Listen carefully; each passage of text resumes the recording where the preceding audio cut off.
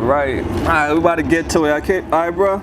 Yo, what's up, AML family? We out here in the middle of the Badlands. This is the trenches, and we out here with some real ones. They, courageous for coming in front of the camera, and because you know how people judge, but they're all the ones who's making a difference. So I met a very nice young brother out here. How you doing, bro? How you doing? All right, what's your name? Khalim. Khalim, okay. Where are you from, Khalim. bro? K. K? Okay. Khalim. Khalim. Okay, all right. I'm gonna write his name down, and so I can make sure I don't pronounce his name wrong. How old are you, bro? 29. Okay, you see, he's a very young guy. He look younger than that, but the struggle put people in a tough situation. Where are you from originally? Originally Philadelphia. Okay, yo, shout out Philly. We out there. So, okay, let's go down memory lane, bro. Paint us a picture of your childhood growing up. My childhood growing up, I was born by my mom. We didn't know the dad at the time. She was an addict. They told my mom if she had any drugs in her system when I was born, I was getting taken away immediately, but thank God I ain't have no drugs in my system, so I was raised up with my biological family. I ended up being took from them by DHS for her negligence, leaving me places with strangers, leaving me in parks with men that she shouldn't have been leaving me with at the time, and the system took me from her, and I got put in foster care. From foster care, they let me get visits with my brothers, my biological brothers, and my grandma. They kept in touch, and then I eventually got adopted, and my adopted mom didn't want me in contact with my biological family anymore, saying it might be detrimental to my growing up and my childhood, and making me confused about my situation. So after those visits stopped, I just only knew my adopted family.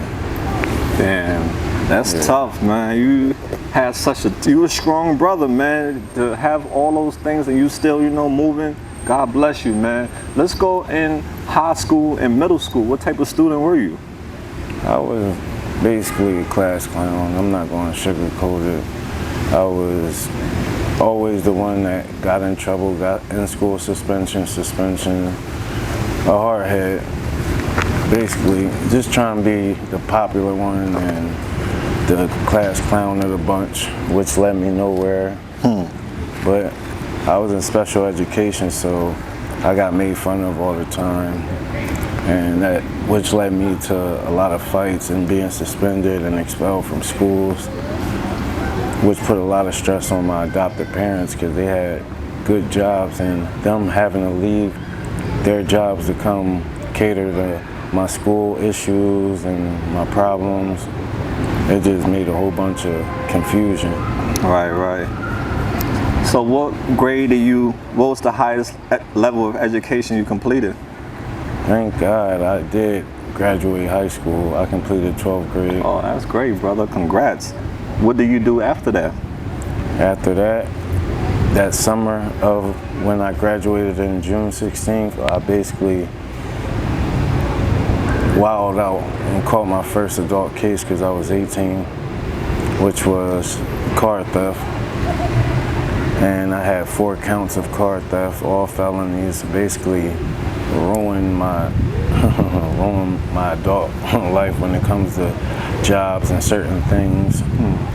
So I got placed in jail for 11.5 to 23 months. Completed that, came home, was only home for 3 months, caught a retail theft, and went upstate.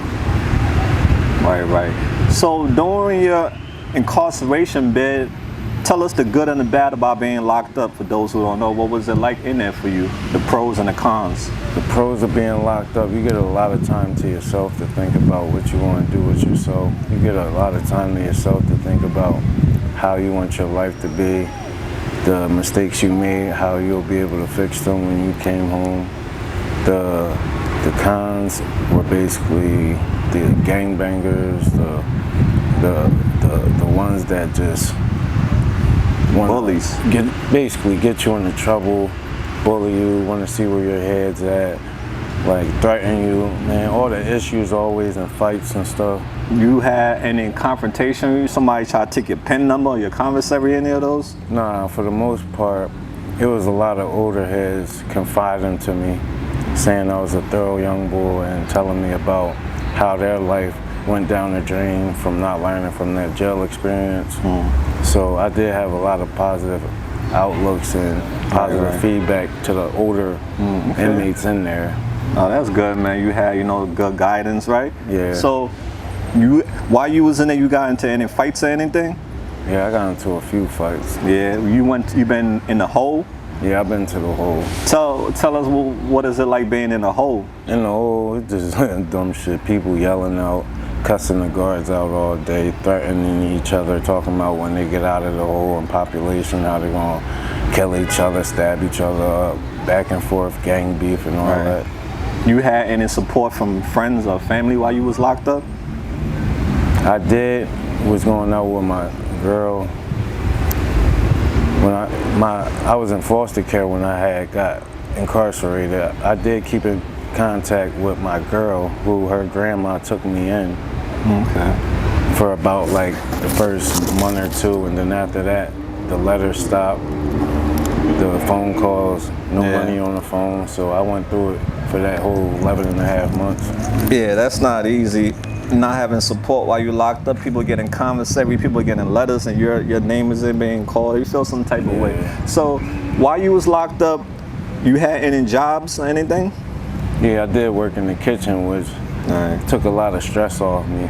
Because being in the cell majority of the day is kind of like pain in the ass. Like, what else do you do to kill your time? I would work out a little bit, play basketball, read books. Reading books was like my main thing when I'm in a cell, because when you just in four walls, staring at four walls for hours at a time, it can really get to you. Absolutely, absolutely. So, what was the first thing you did when you came home? First thing I did when I came home was went right back in stealing to get money.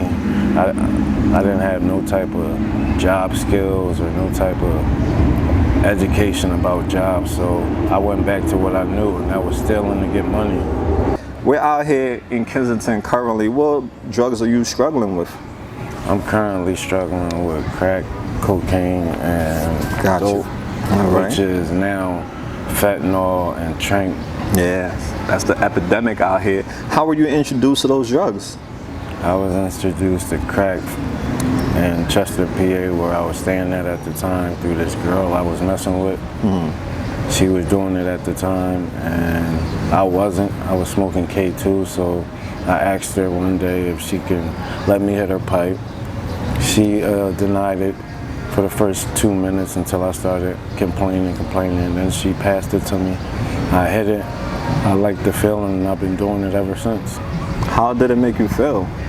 It just made me feel relaxed. Like, it just made me feel like I ain't have no worries in the world. Like, all the things that was on my back at the time and the problems I was dealing with on a day-to-day basis, it just all fell off me. It made me feel like everything was good.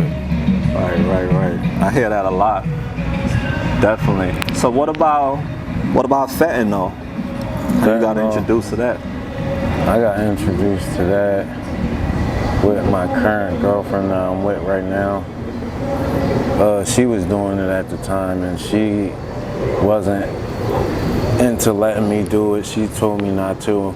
Like the girl with the crack cocaine, I was complaining to the point where they gave me some, and I liked the feeling of it. I like how it just made me like real out of it. I was out of it. I didn't know anything. I didn't feel it. It was just like away from this world, like just like the crack. I ain't have no worries in the world. Right. And it takes my mind off of reality. So what's a typical day out here look like for you? A typical day out here, I wake up, first thing I need is some dope to get well, because after a few hours of not doing it, it makes you sick. And it's a physical thing, like your body's weak, you might throw up, you might have the shits, and it's not a good feeling at all. And my first thing is to get money in my hand as fast as possible to get that dope, so I'll be able to feel regular, just to feel normal. How people that don't use drugs at all, how they wake up in the morning, I can't get that feeling until I get that dope in me. Right. You had any clean time? Yeah. What's the longest clean Sad time? to say, my biggest clean time is when I'm incarcerated Yeah, I hear or that. rehab. Those be my biggest clean time, and that was 18 months, and that was my stint upstate when I did upstate. For 18 months, that was the most clean time I had in my life. Awesome. So you got it in you, man. What are some of your triggers? Triggers is people, places, and things, like they say. That's real. I came home, I had my mind on, getting a job and staying away from people I was hanging around with in places I used to get high at. I came home, I eventually bumped into a friend I used to get high with. As soon as he pulled the pipe out, it was over after that. Yeah, you're absolutely and that right. was my third day home. Yeah, people, places, and things, it's a big deal. So now, what's the worst thing that you have seen or that has happened to you since you've been out here? The worst thing that happened to me since I've been out here is getting stabbed 11 times. Well, give us a backstory, brother. That's deep. It's basically, I'm on a block where people get high at. Basically, me and my so-called friend, we didn't have any drugs at the time, so I told him there was a white boy across the street that had some drugs. So we went over there, he took them from him, gave me a bag of dope, he kept a bag of dope. We did it, we got well, and then we thought about the next fix, and that's when we wanted to see what type of money he had. He basically robbed him while I looked out for him, made sure nobody came, no cops came. We took all his money and kicked him off the block. My man broke me off half, he left. I stayed on the block with my girl. Next thing you know, I'm hitting my crack pipe, getting out of it, smoking. The next thing you know, I just hear footsteps, and then I feel a pressure in the back of my neck, and then I feel it again. After that, I went numb. I didn't feel nothing. All I just felt was pressure, but I couldn't actually feel the stabbings. And next thing you know, I fall forward, boom. I feel like somebody on my back just keep on, my neck just kept on going down, then my arm, and then my girl eventually got up and got him off me. He took flight, ran, she chased him, and he got away. Damn, that's a deep story, brother. Well, thank God you're alive, man. Yeah. When he got caught, did he get arrested or anything? Not to my knowledge. He most likely not. He haven't came back down to the area where it happened at, so he basically got away. How do you protect yourself out here? Out here with pepper spray, pocket knives, or a taser. Right. Yeah, that's tough, man. In a million years, you ever thought that you was gonna be addicted to drugs? No, I didn't. I was actually the ones that got off the bus from school and were pointing like, look at that crackhead, look at him nodding, cold dope head, and walk past him and be like, fucking dope head, damn crackhead, I got $1 for you if you fucking swallow this house, like making fun of him. Yeah, right. That's why. Later down the road, when I was doing with it, it really hurt my soul that I used to act like that back in the day when I was a kid, because now that I know what type of demon they're dealing with, it breaks my heart that I used to act like that towards them, because I'm the same way now.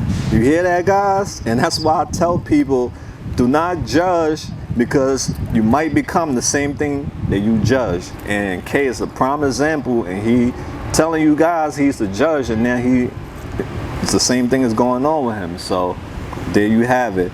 So let's get to this one right here, right? What all have you lost due to your addiction? I lost friends, family members support. I lost girlfriends. I lost a lot of things. I lost roofs over my head. And I lost some respect from some people. What's your living status right now? My living status right now is homeless. Wherever I get tired and I need to go to sleep, that's where I go. It must It's be basically wherever I'm at. Yeah. It could be right here. Man. It could be a sidewalk. Yeah, that's tough, bro. You're a young guy. You don't deserve that, man. You deserve a bed, you know, the normal thing. So you and your girl are in the same situation. That must be tough. What is it like having your girl out here with you? Your wife, I mean, right? Yeah, it puts more pressure on me to have my wife out here with me on the same drugs, because I have to mainly protect her and get us high at the same time. So that's just two big things on my back that I struggle with on a daily basis, but I try my best to get it done, because I don't need her sick, and I definitely don't need to be sick, or I won't be able to take care of her. Right. When you look at yourself in the mirror now, what do you see? I still see that man I saw before I was on drugs, just dealing with issues in his life at that current moment, and just hoping to get back to who I was. How much you used to weigh before? I used to weigh 190. And how much you weigh now? I would say I'm at like 170. Yeah, the drugs definitely, the lifestyle too, not just the drugs, the lifestyle, not eating proper, you know, not sleeping well, all those things affect you. So what advice would you give to people who use drugs occasionally? The advice I would give to them is stop right now. Like at this current moment, stop what you're doing and just leave it alone. Because if you can use them occasionally and not every minute, hour, seconds of the day, then that's good, and you don't need to experience that, because it might lead to that. Gotcha. You never know. Right. If you can change anything different in your life, what would you change? I would change the easily influence that I have. I'm easily influenced and easily pressured to do things that others do. Yeah, got that. So let's get off topic and we done, all right, brother? What are some things you love most about yourself? I love that I didn't let this drug habit take me all the way under. I still have common sense to the point of how regular people move and deal. Like, I didn't get lost in the sauce, and I'm not too far gone. Nah, you're not, brother. And if you had to pick to fly or to be invisible, which one would you pick? To be invisible. Why? So nobody can see me like this. That's deep. And I just want you to know, we the AML family, we don't judge you, brother. We accept you at your worst, and we help you to get to your best, you know? Some people want you at your best, but not at your worst, but we are here with you at your worst, and we believe in you, brother. So this one would be, what do you look for in a relationship? I just look for somebody that can look past my addiction and still love the person that I am. Right. What are some of your favorite foods? My favorite food is pizza, chicken wings, chicken fingers, stuff like that. Like chicken, huh? When was the last time you had some? Probably like 3 months ago. Got you. Are you a daytime or a nighttime person? At nighttime. Why? Because that's when all the money is out. Gotcha. All the money, all the drugs. More options to get high is at night. All right. What's your favorite holiday season? And I really don't have one right now, but it used to be 4th of July. And Why? just the fireworks, just to sit back and see the fireworks. Right, is a right. good thing. If your friends and your family see this video, what message would you like to send to them? I would like to send to my friends and family that I will get back. With every bone in my body, I will try to get back as much as I can. All right, that's what's up, guys. Keep him in your prayers. You know, he's going through it. It's deep out here, our brothers and sisters. You know, they suffering. They need people to help them, not judge them. So when you was a little kid, what do you want to become when you grow up? I want to become a computer technician. That's deep, right? That's a smart guy, man. So let's wrap things up. What's your short-term goals now? My short-term goal is to get into a shelter and get some detox going on to get these drugs out of my system. What's wrong with your eyes? Is this the sun hurting your eyes? No, it's just Okay, emotion, right? Yeah. Okay, brother, we about to wrap things up. So, guys, you know, I want to tell the brother, thank you so much for opening up. It takes a courageous person, like I said, to get in front of the camera and, you know, talk about things that people look down on them about. And that's what we're trying to break, the stigma, not to, you know, people is opening up and trying to save other people from coming down this road. And that's, you got to respect them. You got to give them love. So is there anything you're in need of that we can help you with before I leave? And just support, man. Support. And is this the area you're at all the time? Yeah. Okay. AML family, I want to tell the brother thank you so much for, you know, giving us a piece of his life. He's out here. You can see he's a very nice brother. So guys, give him all the love and support. You know, I'll be back out here for check on him and his girl. So guys, remember, don't be bitter, be better. Until next time, we out there. Peace out.